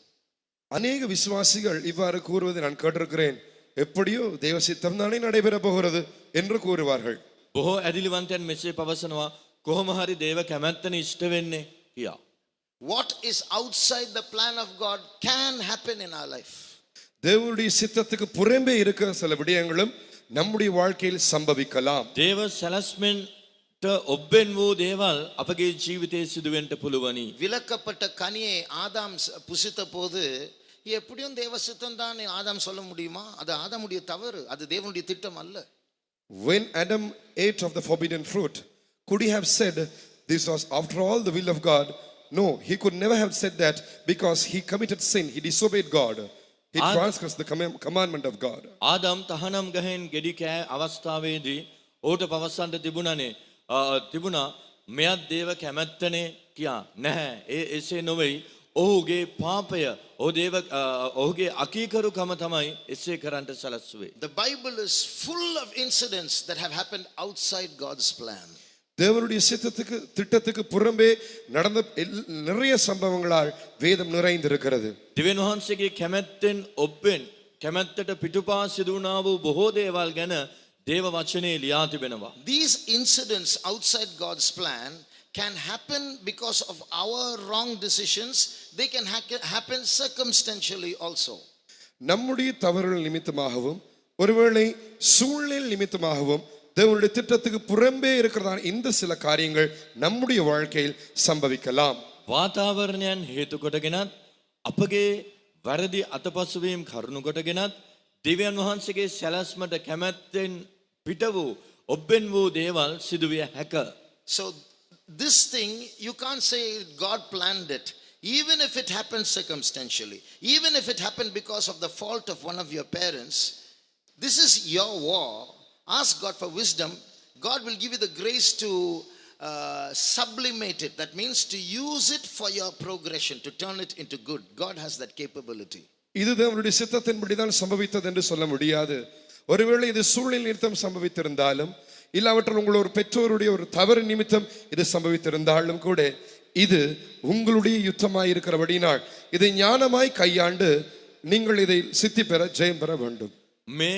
මේදේ ඔවුන්ගේ යම් කෙනෙකුගේ වරද නිසා සිදුවෙන්ට ඇති. නමුත් මෙය ඔබගේ යහපත උදෙසා ප්‍රයෝජනවත් කරගනිමින් යුද්ධයේ ප්‍රඥාව උදෙසා ප්‍රඥාව ලෙස මේ ප්‍රයෝජනවත් කරගනිමින් ඔබගේ වර්ධනයට ඔබගේ අභිවෘද්ධියට මෙය පිම්මක් කරගන්න. I want to tell you one thing. This answer may convince you but will not console you. Consolation only God can give you. நான் உங்களுக்கு சொல்லுகிறேன், இந்த பதில் ஒருவேளை உங்களை உணர்த்தலாம், காரியங்களை விளங்க பண்ணி கொடுக்கலாம். ஆனால் இது உங்களை ஒரு காலமும் ஆறுதல் படுத்தாது. உங்களுடைய ஆறுதல் தேவனண்டை மாத்திரமே இருக்கின்றது. මේ පිළිතුර ඔබට කරුණු පහදා දෙන්න පුළුවන්, ඔබට හංගවා දෙන්න පුළුවන්. නමුත් මෙය ඔබ සනසන්නේ නැහැ. සියලු සැනසෙල්ල දෙවියන් වහන්සේ වෙතින් වනවා. Sinhala question. මම ගෑනු ළමයෙකු සමග යාළු වුණා. එයා වසර එකහම ඒ සම්බන්ධය අවුරුදු එකහමාරක් තිබුණා. ඒ ගැන දෙවියන් වහන්සේ අපට අනුමැතිය දුන්නේ නැහැ. நான் ஒரு பெண் பிள்ளையோடு கூட ஒரு காதல் தொடர்பில் இருந்தேன். கிட்டத்தட்ட 1.5 வருட காலமாய் இந்த உறவில் காணப்பட்டேன். නමුත් අපි එම අවුරුදු එකහමාර සම්බන්ධය පවත්වාගෙන ගොස් ගෙවල් වල ප්‍රශ්නයක් නිසා වෙන් වුණා. நாங்கள் 1.5 வருட காலமாய் இந்த காதல் உறவு உடையவர்களாக இருந்தோம். ஆனால் எங்களுடைய வீடுகளில் ஏற்பட்ட பிரச்சனை நிமித்தமாய் அதை இடைநிறுத்தி விட்டோம். නමුත් මට එයාව නිතර මතක් වෙනවා. මට නිතර මතක් වෙන දෙයින් මිදීම අවශ්‍යයි. මම කීප වතාවක් निराहारව සිටියත් මට ප්‍රතිඵලයක් ලැබෙන්නේ නැත. ஆனால் அவர்களை என்னால் மறக்க முடியவில்லை. அடிக்கடி என் ஞாபகத்துக்கு வந்து கொண்டே இருக்கிறாள். நான் இதுக்காக உபவாசம் பண்ணியும் ஜெபித்திருக்கிறேன். ஆனால் அதில் எந்த பிரயோஜனமும் கிடையாது. මම කුමක් කළ යුතුද යුත්තේ මෙය මට විශාල යුද්ධයක්ව තිබෙනවා. මාගේ නිවසින් මාව මනෝවෛද්‍යවරුන්ටද පෙන්වීමට සූදානම් වෙනවා. இது எனக்கு ஒரு பெரிய பிரச்சனையா இருக்குது, ஒரு பெரிய யுத்தமா இருக்கிறது. இதை என்னால் விட முடியவில்லை. என்னுடைய வீட்டார் என்னை ஒரு சைக்காட்ரிஸ்டிடம் கொண்டு போகவும் ஆயத்தமாயிருக்கிறார்கள். Okay. I think Tamil and Sinhala are enough. You would have understood the question. One thing is you're fasting and praying for deliverance. That's very good. நீங்கள் உபவாசம் பண்ணி விடுதலைக்காய் ஜெபிப்பது மிகவும் நல்லம். ඔබ උපවාසයෙන් සිටමින් මිදීම උදෙසා යාඥා කිරීම බොහෝම හොඳයි. We are teaching you about all these things. This is your war. இதெல்லாம் உங்களுக்கு கற்றுக் கொடுக்கிறோம். ஏனென்றால் இது உங்களில் யுத்தமா இருக்கிறது. මේ දේවල් අපේ ඔබට උගන්වා දෙනවා. ඇයිද නම් මේ ඔබගේ යුද්ධයව තිබෙනවා. So you are trying to fast and pray and get deliverance. That's a good attempt. நீங்கள் உபவாசம் பண்ணி ஜெபித்து விடுதலை பெற்றுக்கொள்ள முயற்சி செய்கிறீர்கள். இது ஒரு நல்ல ஒரு முயற்சியாக இருக்கிறது. ඔබ උපවාසයෙන් සිට ඉන් ජය ගැනීමට උත්සාහ කරනවා. මෙය හොඳ උත්සාහයක්. But you are not able to forget this. ஆனால் உங்களால் இதை மறக்க முடியவில்லை. නමුත් මෙය ඔබට අමතක කරන්නට නොහැකි. Understand because of that how limited you are, how weak you are. Because of that understanding, you can learn to hate yourself. The correct way. நீங்கள் உங்களை புரிந்து கொள்ளுங்கள். எவ்வளவு நீங்கள் பலவீனமாக இருக்கிறீர்கள், எவ்வளவு மட்டுப்படுத்தப்பட்டவர்களாக இருக்கிறீர்கள் என்று இப்படி நீங்கள் உங்களை குறித்து சரியான விதத்தில் புரிந்து கொள்ளுகிறதான சமயத்தில் உங்களே ஒரு நல்ல ஒரு கோணத்தில் உங்களை வெறுக்க ஆரம்பிப்பீர்கள். ඔබ ඔබගේ තත්ත්වය මා මෙපමණ දුර්වලව සිටිනවානි, මා මේ ආකාරයෙන් සිටිනවානේ කියා තේරුම් ගන්නා විටදී ඔබට ද්වේෂ කරන්නට ආරම්භ කරනවා. I told you, don't look for deliverance. That's secondary. Use this as a chance for your spiritual growth. நீங்கள் தீர்வுக்காக நீங்கள் முயற்சி செய்ய வேண்டாம். அது இரண்டாவது தர விடயமாய் இருக்கிறது. ஆனால் இந்த சந்தர்ப்பத்தை பயன்படுத்தி உங்கள் ஆவிக்குரிய முன்னேற்றத்துக்கு, உங்கள் ஆவிக்குரிய வளர்ச்சிக்காய் இதை வாய்ப்பாய் பயன்படுத்துங்கள். විසඳම උදෙසා ඔබ මුලින්ම ක්‍රියා කරන්නට එපා. එය දෙවනුව තිබෙනවා. පළමු කොට මේ ඔබට ආත්මික වර්ධනයක් උදෙසා ප්‍රයෝජනවත් කරගන්න. The Bible says you and I should die. வேதம் கூறுகிறது நீங்களும் நானும் மரிக்க வேண்டும். දේව වචනේ පවසනවා ඔබත් මාත් මැරෙන්න ඕනෑය කියා. Now you understand, because you are alive, that pain you are not able to bear. If you die, you won't feel that pain. இப்பொழுது நீங்கள் புரிந்து கொள்ள வேண்டும். நீங்கள் உயிரோடு இருக்கிறபடியினால் அந்த வேதனை கஷ்டத்தை உணர்கிறீர்கள். ஆனால் நீங்கள் மரித்து போவீர்கள் என்றால் அந்த வேதனை, அந்த உணர்வு உங்களுக்கு உண்டாயிருக்காது. දැන් ඔබ තේරුම් ගත යුත්තේ ඔබ ජීවත් වන නිසා ඒ වේදනාවන් අමාරුකම් ඔබට දැනෙනවා. ඔබ නැසී යනවා නම් ඒවා ඔබට දැනෙන්නේ නැහැ. So I'm not speaking to you about committing suicide. I'm asking you to die in a proper, healthy way. I don't live, nevertheless I live. That's what St. Paul says. நான் உங்களை தற்கொலை செய்து மரிக்கும்படியாய் கூறவில்லை. ஒரு சரியான ஆரோக்கியமான மரணத்தை குறித்து நான் இங்கே பேசுகிறேன். பரிசுத்த பவுல் கூறுகிறார், நான் பிழைத்திருக்கிறேன், ஆனாலும் நான் மரித்திருக்கிறேன். நான் அல்ல, கிறிஸ்துவே பிழைத்திருக்கிறார். මා ඔබට පවසන්නේ සියදිවි හානි කරගන්නට නොවේයි. පාවුලතුමා පවසනවා මා නැසී සිටින නමුත් ජීවත් වෙමි. මානව ක්‍රිස්තුස් වහන්සේ මා තුළ ජීවත් වනවා කියා. So God is the God of all comforts. At the right time he'll give you that, but use this to grow spiritually. Ask God, he will teach you. தேவன் எல்லா ஆறுதலின் தேவனாய் இருக்கிறார். சரியான நேரத்தில் அதுக்கு ஒரு தீர்வு, விடுதலை உங்களுக்கு தருவார்.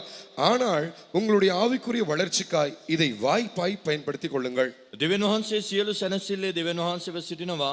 ඒ නිසා මෙය ඔබගේ ආත්මික ජීවිතයේ වර්ධනය උදෙසා ඉදිරියට යන්න පියවරක් ලෙස ප්‍රයෝජනවත් කරගන්න.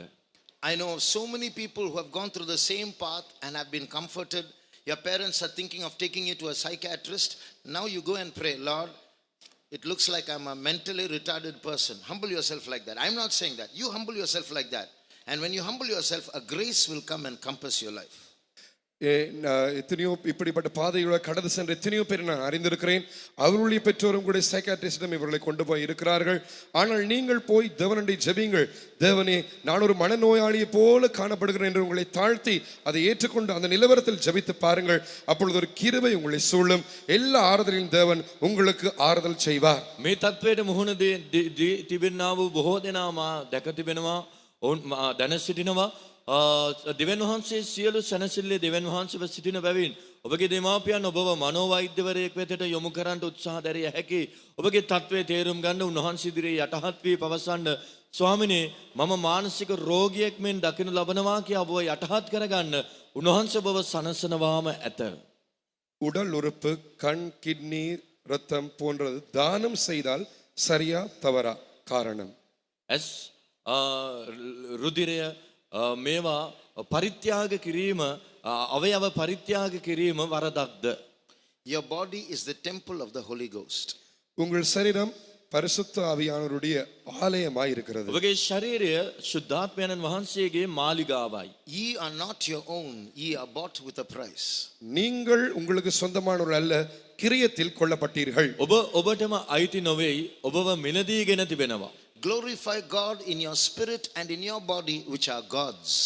ஆகையால் தேவனுக்கு சொந்தமான உங்கள் ஆவியிலும் சரத்திலும் தேவனையே மகிமைப்படுத்துங்கள். දෙවියන් වහන්සේට අයිතිව තිබෙන්නා වූ නුඹලාගේ ශරීරයන්ගෙන්ද ආත්මයෙන්ද දෙවියන් වහන්සේට මහිමය පුද කරපල්ලා. You can give away money, you can offer physical help to those who are in need, you can pray for them, but your body is God's temple. You can't take something from that and give it to someone else. உதவி அவசியமானவர்களுக்கு பண ரீதியாய் சரப்பிரகாரமாய் உதவி செய்யலாம். ஏன், நீங்கள் அவர்களுக்காய் ஜெபிக்கலாம். ஆனால் இந்த சரீரமானது அது தேவனுடைய ஜீவனுள்ள தேவனுடைய ஆலயமாய் இருக்கிறபடினால் உங்களுக்கு சொந்தமில்லாத ஒன்றை நீங்கள் கொடுக்க முடியாது. උපකාරයන් අවශ්‍ය අයට ඔබට ශාරීරික ප්‍රකාරව මූල්‍යමය වශයෙන් උපකාර කළ හැකි. නමුත් මේ ආකාරයෙන් ඔබට සිදු කළ නොහැකි. Secondly, sometimes God will chastise certain people, and when they have to humble themselves and look to God, you try to heal them by donating your organs. You are actually rebelling against God, because God wants to set that person right, but you're providing an alternate solution. சில வேளைகளில் சிலர் தங்களை தாழ்த்த வேண்டும் என்றபடியினால் தேவன் அவர்களை சிட்சித்து அப்படிப்பட்டதான சூழலுக்குள்ளே கொண்டு செல்வார். ஆனால் நீங்கள் உங்கள் உடல் உறுப்புகளை இவ்வாறு தானம் செய்வதனால் தேவனுடைய சித்தத்துக்கு குறுக்கிட்டு அவர்களுக்கு வேறே வழியில் ஒரு தீர்வை பெற்றுக் கொடுக்கபடினால் நீங்கள் தேவனுக்கு விரோதமாய் கலகம் பண்ணுகிறீர்கள். ඇතැම් විට දෙවියන් වහන්සේ ඔවුන්ට තරවටුකට ඔවුන් නිවැරදි කිරීමට උත්සාහ කරනවා වෙන්න පුළුවන්. එවැනි අවස්ථාවක ඔවුන්ව සුව කරන පිණිස ඔබගේ අවයවයක් පරිත්‍යාග කිරීම තුළින් ඒ ආකාරයෙන් සිදු කිරීම කරුණු කොටගෙන ඔබ දෙවියන් වහන්සේට විරුද්ධව සිටීමක් ලෙස ඒ දකිනු ලබන්නට පුළුවන්. Next question. For holy marriage, servants of God will be in prayer to get an answer from God for a person who is suitable to that boy or girl. பரிசுத்த விவாகம் ஏற்படுகிறதான சமயத்தில் அதுக்கு முன்பதாக அந்த சகோதரனுக்கோ சகோதரிக்கோ ஏற்ற துணை இவர்தானா என்று அறிவதற்காக தேவ ஊழியர்கள் ஜெபத்தில் காத்திருப்பார்கள். ශුද්ධ වූ විවාහයකට ප්‍රථමයෙන් ඒ තරුණයාට හෝ තරුණියට සුදුසු සහකාරයා දැනගැනීම උදෙසා දේව සේවකයන් යාඥාවෙහි සිටිනවා. But how can they pray without knowing if that person is meant for marriage or for the ministry? அந்த நபர் விவாகத்திற்கா ஊழியத்திற்கா என்று அறியாமல் எப்படி இவ்வாறு ஜெபிக்க முடியும்? ඒ තැනැත්තා හෝ තැනැත්තිය සේවයට භාරවිය යුතු කෙනෙක් කියා නොදැන ඔවුන් යාඥා කරන්නේ කෙසේද? Because of some problems in the family, parents go and tell the servants of God, look for a partner for my son or daughter. சில பெற்றோர் தங்கள் குடும்ப பிரச்சனை நிமித்தமாய் தேவூழியண்டை சென்று தங்கள் மகளுக்கோ மகனுக்கோ ஒரு ஏற்ற துணையை தேடி பாருங்கள் என்று கூறுவார்கள்.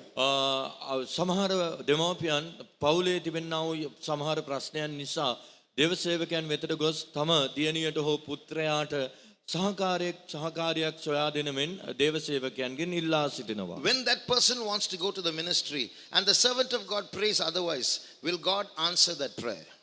அந்த நபர் தேவ ஊழியத்துக்கு செல்ல வாஞ்சா இருக்கும்போது தேவ ஊழியர்கள் வேறே காரியத்துக்காய் இவ்வாறு ஜெபிக்கும் போது தேவன் அந்த ஜெபத்திற்கு பதில் கொடுப்பாரா இல்லையா? ඒ තැනැත්තා හෝ තැනැත්තිය දේව සේවයට යන්ට ආශාවෙන් සිටිනවා. දේව සේවකයන් ඔවුන්ට සහකාරයෙක් හෝ සහකාරියක් සොයන පිණිස යාඥා කරනවා. දෙවියන් වහන්සේ කුමන යාඥාවට පිළිතුරු දෙනවාද? God will never put you into a ditch outside of his will. தேவனுடைய சித்தத்துக்கு புறம்பே உங்களை தேவன் ஒரு குழிக்குள் தள்ள மாட்டார். දේව කැමැත්තෙන් තොරව ඔබෙන් වූ වලකට ඔබව දෙවියන් වහන්සේ දමන්නේ නැහැ. If he wants you to come for the ministry, he will not listen to other prayers.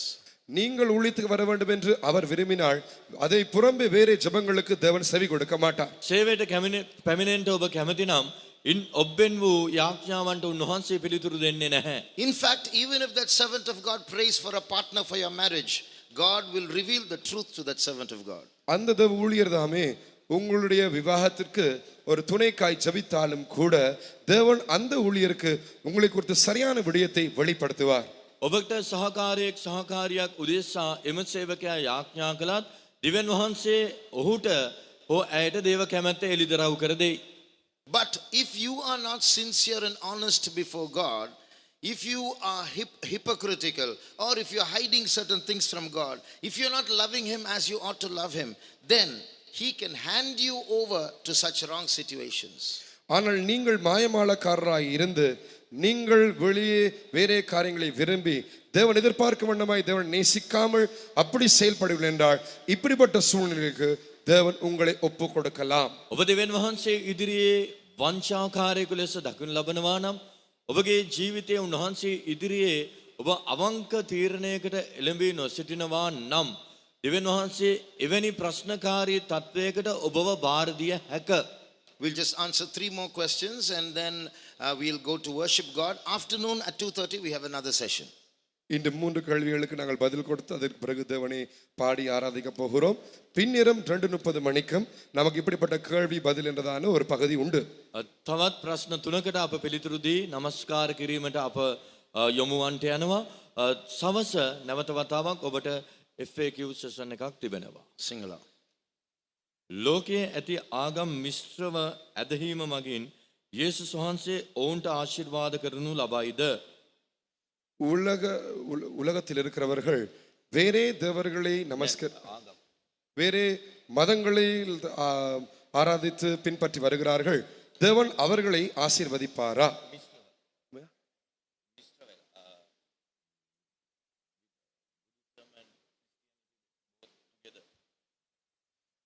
கிறிஸ்தவமும் வேறே மதங்களை சேர்ந்தவர்கள் அவர்கள் if a person is following 2 religions at the same time, ஒருவர் இந்த உலகத்தில் இருக்கிறவர்கள் 2 மதங்களை இல்லாவிட்டால் வேறே பல மதங்களை ஒரே தடவையில் ஆராதித்து வந்தார்கள் என்றால் தேவன் அவர்களை ஆசீர்வதிப்பாரா? that means mother may be Christian, father may be Buddhist, and they are forced to go to both sacred places, forced to follow traditions of both religions. Children are bound in that situation. Will God bless me? தாப்பனார் ஒரு பௌத்த மதத்தை சேர்ந்தவராக இருப்பார், தாயார் கிறிஸ்தவ மதத்தை சேர்ந்தவராக இருப்பார். இது நிமித்தம் பிள்ளைகள் 2 மதத்துக்கும் போக வேண்டும், 2 மதத்துடைய பாரம்பரிய சடங்காச்சாரங்களில் ஈடுபட வேண்டும், செய்ய வேண்டும். இப்படிப்பட்ட சூழ்நிலையில் தேவன் அவர்களை ஆசீர்வதிப்பாரா இல்லையா? පියා කිතුනුවේ මව බෞද්ධව සිටින්නට පුළුවන්. මේ ආකාරයෙන් ආගම් දෙකම ඇදහිීමට ඔවුන්ට සිදු වී තිබෙනවා. මෙවැනි අවස්ථාවක දෙවියන් වහන්සේ තමුන්ට ආශිර්වාද කරයිද කියා අසනවා. I can't answer that question with a downright yes or no because there are many factors involved. இந்த கேள்விக்கு நேரடியாகவே ஆம் இல்லை என்று என்னால் பதில் கொடுக்க முடியாது. ஏனால் அதில் கவனிக்க வேண்டிய எத்தனையோ முக்கியமான விடயங்கள் உள்ளன. මීට හරිද වැරදිද කියා ඔව්ද නැහැ කියා පිළිතුරක් කෙලින්ම ලබා දිය නොහැකි. හේතුව කුමක්ද නම් තව සලකා බැලිය යුතු කරුණු බොහෝමයක් තිබෙනවා. The situation at home and the sincerity of your heart, God alone knows. So he has to make that judgment, but you will know whether he is blessing you or not. வீட்டில் இருக்க சூழ்நிலை, உங்களுடைய இருதயத்தின் உத்தமம், உண்மை. இதை தேவன் தான் அறிந்திருக்கிறார். அதன் பிரகாரமாய் தேவன் செயல்படுவார். ஆனால் தேவன் உங்களை ஆசீர்வதிக்கிறாரா இல்லையா என்பதை உங்களுக்கு நீங்கள் நன்கு அறிந்திருப்பீர்கள். ඔබගේ නිවසේ වාතාවරණය, ඔබගේ සිතේ අවංකභාවය මේ සියල්ල දෙවියන් වහන්සේ දැන සිටිනවා. ඒ නිසා ඔබට දෙවියන් වහන්සේ ආශිර්වාද කරනවාද නැද්ද කියා ඔබද දැන සිටිනවා. When you are young, when you are indebted to your parents, God might condone certain things. But as you grow older, you have to pray yourself out of falsity into the truth. நீங்கள் சிறு பிராயமாக இருக்கும் பொழுது நீங்கள் உங்கள் பெற்றோருக்கு காரியங்களை செய்யும்படி கடமைப்பட்டிருக்கிறதான அந்த சமயத்தில் தானே சில காரியங்களை தேவன் கண்சாடியாய் விட்டு விடுவார். ஆனால் நீங்கள் வளரும் பொழுது you have to pray yourself out of what is false and pray yourself into what is true. போலியானது பிள்ளையானதை விட்டு நீங்கள் ஜெபித்து வெளியே வந்து சரியானதற்குள் ஜெபித்து நீங்கள் பிரவேசிக்க வேண்டியவர்களாக இருக்கிறீர்கள். ඔබ ලාබාලව සිටින අවස්ථාවේදී ඔබ දෙමව්පියන් යටතේ කීකරුව සිටිය යුතු අවස්ථාවේදී ඔබ එවැනි දෙයකට සම්බන්ධ වනවා නම් දෙවියන් වහන්සේ එය නොසලකා හරි නමුත් ඔබ නිසි වයසට පැමිණෙනන් පසුව තනි තීරණයකට එළඹිය හැකි අවස්ථාවේදී ඔබ යාඥා කරමින් වැරදි දෙයින් පිටතට පැමිණිය යුතුයි. හරි දේ වෙත යොමු විය යුතුයි. இலுமினாட்டி என்றால் என்ன? யூதர்களுக்கும் இலுமினாட்டிக்கும் குழுவிற்கும் ஏதும் சம்பந்தம் உண்டா? இதன் உண்மை தன்மை பற்றி சொல்லுங்கள். ඉලුමිනාටි සංවිධානය යනු කුමක්ද? යුදෙව්වන්ටත් මොවුන්ටත් ඇති සම්බන්ධය මොකක්ව තිබෙනවාද? මෙහි සැබෑව කුමක්ද? You can easily find out these answers. You have the sources. நீங்கள் இதற்கான பதிலை இலகுவாய் நீங்கள் பெற்றுக்கொள்ளலாம். அதற்கேற்ற வளங்கள் உங்கள் அண்டை இருக்கிறது. ඔබට මෙහෙට ලෙහෙසියෙන්ම පිළිතුර ලබා ගන්නට පුළුවන්. ඒ සම්බන්ධ වූ කරුණු කාරණා ඔබ සතුව තිබෙනවා. But I'll just give you a small answer. ஆனால் ஒரு சிறிய பதிலை உங்களுக்கு தருகிறேன். නමුත් මම කෙටි පිළිතුරක් සපයන්නම්. The word Illuminati, I think, is a Latin name meaning enlightened ones. இல்லுமினாட்டி என்பது ஒரு லத்தீன் பாஷையை சேர்ந்த ஒரு பதமாக இருக்க வேண்டும். அதன் அர்த்தமானது பிரகாசிப்பிக்கப்பட்டவர்கள். ඉලුමිනාටි යන්න ග්‍රීක වචනයක් විය යුතුයි. එහි අර්ථය ආලෝකමත් කරනු ලැබුවන්. They think they are the wisest people on the earth and they are the richest people on the planet, and they feel that they must be given the power to rule the world because they are enlightened. அவர்கள்தான் இந்த பூமியில் இருக்கிற அதிக ஞானிகள் என்றும் இந்த கிரகத்தில் இருக்க அதிக ஐஸ்வர்யவான்கள் என்றும் தாங்கள் தான் என்று நினைத்துக் கொள்கிறார்கள். இதன் நிமித்தமாய் இந்த பூமியை ஆளுகை செய்கிற அதிகாரம் அவர்களுக்கு தான் கொடுக்கப்பட வேண்டும் என்று அவர்கள் எதிர்பார்க்கிறார்கள். ஏனென்றால் அவர்கள் பிரகாசிப்பிக்கப்பட்டவர்கள், தெளிவாக்கப்பட்டவர்கள் என்று எண்ணுகிறார்கள். ඔවුන් සිතනවා තමුන් තමයි මේ පෘථිවිතලයේ සිටින්නා වූ බුද්ධිමත්ම ධනවත්ම පුද්ගලයන්. එනිසා ආලෝක කරනු ලැබුවන් තමුන්ව සිටිනවා. එනිසා මේ පාලනය තමුන්ට බාර දිය යුතුයි කියා සිතනවා. Most of the members of the Illuminati are Jews. இந்த இலுமினாட்டி குழுவை சேர்ந்த அநேகர் யூதர்களாய் இருக்கிறார்கள். මේ ඉලුමිනාටි සංවිධානයේ බොහෝ දෙනා යුදෙව්වන්ව සිටිනවා. They have come out of the normal Israelite, the Jews, and they are like, rebel Jews. They don't follow Yahweh, they follow Satan. இந்த யூதர்கள் சாதாரணமாய் இருக்கிறதான பொதுவான அந்த யூதர்களின் சமுதாயத்திலிருந்து புறம்பே வந்தவர்கள். அவர்கள் விரோதமான கலகம் பண்ணக்கூடிய ஒரு கூட்டத்தார் இருக்கிறார்கள். இவர்கள் யாவே தேவனை அல்ல, பிசாசை பின்பற்றுகிறவர்களாய் இருக்கிறார்கள். මොවුන් ඊශ්‍රායල් යුදෙව්වන්ගෙන් ඒ සමාජයෙන් බැහැරව ඔවුන් යාවේ දෙවියන් වහන්සේව නමස්කාර කරන්නන් නොවේ. මොවුන් සාතාන්ට නමස්කාර කරන්නන් ලෙස සිටිනවා. There are clues to see that many of them are from the tribe of Dan. தான் கோத்திரத்தை இதில் அநேகர் தான் கோத்திரத்தை சேர்ந்தவர்கள் என்று கூறுவதற்கு சில அறிகுறிகள் உள்ளன. මොවුන්ගෙන් බොහෝ දෙනා දාන් ගෝත්‍රයට අයිති වන අය කියා පැවසීමට සමහර දේවල් කරුණු කාරණා තිබෙනවා. In Genesis chapter 49, ஆதியாகமம் 49ஆம் அதிகாரம் උත්පත්ති 49 වන පරිච්ඡේදයේ verses 16 and 17. 16 17 வசனங்கள். 16 17 පද. Dan shall judge his people. தான் இஸ்ரவேல் கோத்திரங்களில் தன் ஜனத்தை நியாயம் விசாரிப்பான். දාන් ඊශ්‍රායල්ගේ ගෝත්‍රවලින් එකක් මෙන් තමාගේ සෙනග විනිශ්චය කරන්නේය. Verse 1, Jacob is telling about his sons what is going to happen in the last days. இங்கே யாக்கோபு தன்னுடைய குமாரரை குறித்து கடைசி காலங்களில் என்ன சம்பவிக்க போகிறது என்பதை இங்கே முதலாம் சொல்லுகிறார். පළවෙනි පදයේහි අප කියවන්නේ කුමක්ද නම් යාකොබ් තමන්ගේ පුත්‍රයන් කැඳවා මතු කාලයේදී සිදුවන දේවල් නුඹලාට දන්වන්ට රැස් වෙන්න කියා පවසනවා. Dan shall judge his people. 1. ஒன்று, தான் தன் ஜனத்தை நியாயம் விசாரிப்பான். එක දාන් තමාගේ සෙනග විනිශ්චය කරන්නේය. 2. Dan shall be a serpent by the way. தான் பாதையில் இருக்கிற விரியனை போலவும் இருப்பான். දෙවනුව මාර්ගයේ සිටින සර්පයෙක් මෙන් දාන් දකින්න ලබනවා. So Dan will rule, but he's going to be like a serpent. Means it's not a good rule, it's going to be a bad rule. தான் அங்கே நியாயம் விசாரிப்பான், ஆளுகை செய்வான். அவன் ஒரு சர்ப்பத்தை போல் இருக்க போகிறான். அதாவது ஒரு சரியான நல்ல ஒரு ஆட்சி அல்ல, ஒரு தந்திரமான பிள்ளையான ஆட்சியா இருக்க போகிறது. දාන් සෙනග විනිශ්චය කරන්නට යනවා. නමුත් ඔහු සර්පයෙක්ව සිටිනවා. එනම් හරි වූ විනිශ්චයක් හරි ආණ්ඩු කිරීමක් නොවේයි. If you look at biblical history, only one judge, I think it was Samson, who came from the tribe of Dan. Nobody else ruled from the tribe of Dan. நாங்கள் வேத சரித்திரத்தை பார்க்கும் பொழுது தான் கோத்திரத்திலிருந்து ஒரே ஒரு நியாயாதிபதி சிம்சோன் மாத்திரமே வந்திருக்கிறான். அவனை தவிர வேற நியாயாதிபதிகள் இருந்தது கிடையாது. බයිබල් ඉතිහාසයේ සලකා බලන කල්හි සම්සොන් හැරෙන්ට දාන්ගේ ගෝත්‍රයෙන් පැමිණි කිසිදු විනිශ්චයකාරයෙක් නැහැ. So it looks like Dan shall judge his people is yet to be fulfilled. அப்படி என்றால் தான் தன்னுடைய ஜனத்தாரை நியாயம் விசாரிப்பான் என்று சொல்லுகிற இந்த பதமானது இனிமேல் சம்பவித்து நிறைவேற போகிற ஒரு விடயமாய் காணப்படுகிறது. දාන් තමාගේ සෙනග විනිශ්චය කරන්නේ කියන්නා වූ මේ දෙය එසේ ඒ හා සමග බලන විට මතු සිදුවෙන්ට තිබෙන්නක්. And some people have collected certain clues that these Jews who belong to the Illuminati are from the tribe of Dan. இந்த இலுமினாட்டி குழுவை சேர்ந்ததான யூதர்கள் தான் கோத்திரத்தில் தான் இருந்து வந்திருக்கிறார்கள் என்பதற்கு சில ஊகங்கள், சில ආධාරங்களை சேர்த்திருக்கிறார்கள். සමහරුන් මේ ඉලුමිනාටි සංවිධානයේ සිටිනා වූ බොහෝ යුදෙව්වන් දාන් ගෝත්‍රයේ අයවලුන් කියා ඔවුන් ඉංගියක් නැත්නම් ඔවුන් ඒට අදාළ කරුණු සොයාගෙන තිබෙනවා. Another clue in the Bible for this. இதற்கு வேதத்தில் இன்னும் ஒரு ஆதாரம். මේට තවත් බයිබලයෙන් ඉංගියක්. When 1,44,000 Jews are separated during the tribulation period, 12,000 from each tribe to occupy the millennium, the tribe of Dan is missing.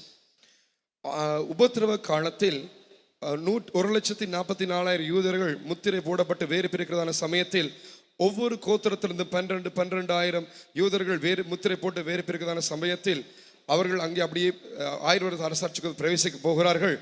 அந்த ஆட்களுக்குள் அங்கே தான் கோத்திரத்தை நாங்கள் காண்பதில்லை. පීඩා කාලයේදී මුද්‍රා කරනු ලබන්නා වූ යුදෙව්වන් 1,44,000 දෙනා. එනම් එක් ගෝත්‍රයකින් 12,000 බැගින් මුද්‍රා කරනු ලබනවා. ඔවුන් අතරෙහි දාන් ගෝත්‍රය සම්බවන්නේ නැහැ. Go home and read Revelation chapter 7. You will see the 12 tribes being separated, 12,000 each. The tribe of Dan won't be there. வீட்டை சென்று வெளிப்படுத்தல் விசேஷம் 7ஆம் அதிகாரத்தை வாசித்து பாருங்கள். அங்கே அந்த 12 கோத்திரத்தார் அங்கே எவ்வாறு பிரிக்கப்படுகிறார்கள் என்று அங்கே எழுதப்பட்டிருக்கிறது. அதில் தான் கோத்திரம் இல்லை என்பதையும் கவனிப்பீர்கள். එලිදරව් 7 වෙනි පරිච්ඡේදය ඔබ නිවසට ගොස් කියවා බලන්න. එම ස්ථානයේ එම යුදෙව්වන් ගෝත්‍ර 12න් මුද්‍රා කරනු ලබන ආකාරය ලියා තිබෙනවා. එහි දාන්ගේ ගෝත්‍රයේ නම ලියා නැහැ. Last question for today, for the morning session. இந்த காலையில் கேள்வி பதில் பகுதியில் கடைசி கேள்வி. උදෑසන FAQ කොටසේ අන්තිම ප්‍රශ්නය. In the beginning there was no Satan. Then how did pride come upon Lucifer? ஆரம்பத்தில் சாத்தான் தொடக்கத்தில் சாத்தான் இருக்கவில்லை. அப்படி என்றால் எப்படி லூசிபர் பெருமை கொண்டான்? ආරම්භයේදී පටන් ගැනීමේදී සාතන් සිටියේ නැහැ. එසේනම් ලුසිෆර් තුලට උඩඟුකම ඇතුල් වුණේ කෙසේද? To sin you don't need an evil spirit. பாவம் செய்வதற்கு ஒரு பொல்லாத தீய ஆவி அவசியம் கிடையாது. පව් කරන පිණිස නපුරු ආත්මික අවශ්‍යතාවයක් නැහැ. The moment God gives us freedom, free will, the will to choose, we are built in with an option to do evil. தேவன் நமக்கு தெரிந்து கொள்கிற சுயாதீனத்தை இல்லாவற்றால் எதையும் நாங்கள் விரும்புவதை செய்யத்தக்கதான ஒரு சுயாதீனத்தை தேவன் நமக்கு கொடுக்கிறதான அந்த சமயத்தில் தானே நாங்கள் தீமை பொல்லாப்பு செய்யத்தக்கதான திராணி உடையவர்களாய் மாறிவிடுகிறோம். දෙවියන් වහන්සේ කොයි අවස්ථාවේදී අපට නිදහස් කැමැත්ත ලබා දෙනවාද ඒ අවස්ථාවේදී පාපය වරද තෝරා ගැනීමේ නිදහසද අපට හිමි වෙනවා. So when we have a free will, we can obey, we can disobey. That danger of disobedience is always there when free will is given. நமக்கு தெரிந்து கொள்கிறதான சுயாதீனம் கொடுக்கப்படுறதான சமயத்தில் தானே அங்கே தீமையை செய்யவோ நன்மையை செய்யவோ நாங்கள் நமக்கு அது சுயாதீனம் உண்டாகி இருக்கிறது நம்ம தெரிந்து கொள்ளலாம். நமக்கு அதை தெரிந்து கொள்கிறதான சுயாதீனம் கொடுக்கும் பொழுது அங்கே தீமையை செய்யத்தக்கதான ஒரு ஆபத்து அபாயகரமான சூழல் உருவாக்கப்படுகிறது. නිදහස් කැමැත්ත දෙනු ලබන අවස්ථාවේදී අපට තෝරා ගැනීමේ නිදහස හිමිවනවා. ඒ හා සමගම ඒ පව් කිරීමේ ආන්ත්‍රාව අපට ආන්ත්‍රාවක් තිබෙනවා. The serpent beguiled Eve, true, but Adam and Eve could have disobeyed even without the serpent. இந்த சர்ப்பமானது ஏவாளை வஞ்சித்தது. ஆனால் இந்த சர்ப்பமே அங்கே இல்லாமல் ஆதாமும் ஏவாளும் கீழ்ப்படியாமை காட்டியிருக்க கூடும். මේ සර්පයා පැමිණ ආදම් සහ ඒව රැවටුන ලැබුවා. නමුත් සර්පයා නොමැතිවත් එම ස්ථානයේ ඔවුන්ව අකීකරු වෙන්න සලස්වන්න තිබුණා. In the same way, the angels had free will and they disobeyed without an external source. That free will gave them the option to rebel. Lucifer rebelled, he grew in pride.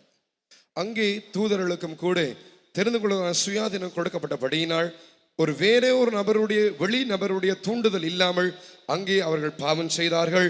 அங்கே Lucifer அவன் இவனமாகவே பெருமை கொண்டு விழுந்து போனான், பாவம் செய்தான். දේවදූතයන්ටද තෝරා ගැනීමේ නිදහස් කැමැත්ත දෙනු ලැබුවා. ඒ නිසා ලුසිෆර් උන්වහන්සේට විරුද්ධව කැරලි ගසමින් උඩඟුවන්ට එය තෝරා ගත්තා.